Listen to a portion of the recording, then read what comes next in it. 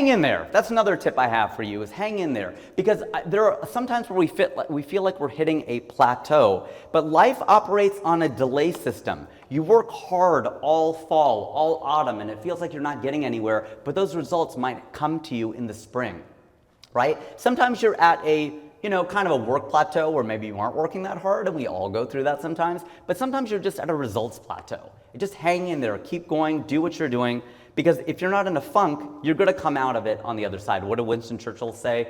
An Indian quoting Winston Churchill, not maybe a good look, but I love his quote where he goes, if you're going through hell, keep going.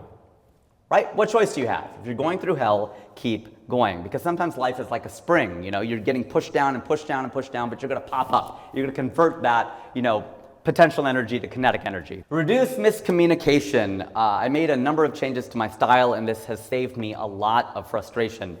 One of them is to find out if your manager or your audience, do they like to read first or listen first? This is a big one, because sometimes people like to read first. They want an email in their inbox, they want to go through all the charts and the attachments, and then they want a meeting.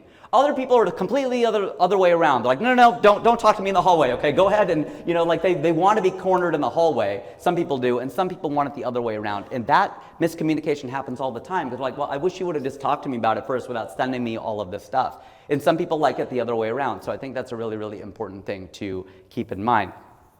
Closing the loop with people is really, really effective. A lot of time people will introduce me to people. It happens a lot in entertainment, but it happened a lot in engineering too, where I wanted a mentor, or I wanted some advice from somebody. Go back and close the loop with the person who made the introduction. People don't do that a lot of the time. Like, oh, what happened with that thing? Did that happen? And if you go back and you say, hey, thanks, I ended up meeting with David and we had a great conversation, that will go a long way to relationship building. I'm not going to play this clip because it's been seen 26 million times on YouTube. You've probably seen it. If not, maybe you've heard of it. You can YouTube it. It's called It's Not About the Nail. And it is a great conversation between a man and a woman about whether she wants him to solve her problems or not. But one of my managers at the Page had a great philosophy. So when I sat down with him, he had all these rules for engagement of how to work with him and for him. And he goes, well, you work for me, so I can wear 3 hats. Because when you come to my office, I'm your boss. I have an evaluator hat on. So when you bring a memo to me and you present it to me, I'm evaluating you. That is my job. I am your boss, okay? You could fix that. I can wear another hat. It's called sounding board. All you had to do when you came in here was write draft at the top of it.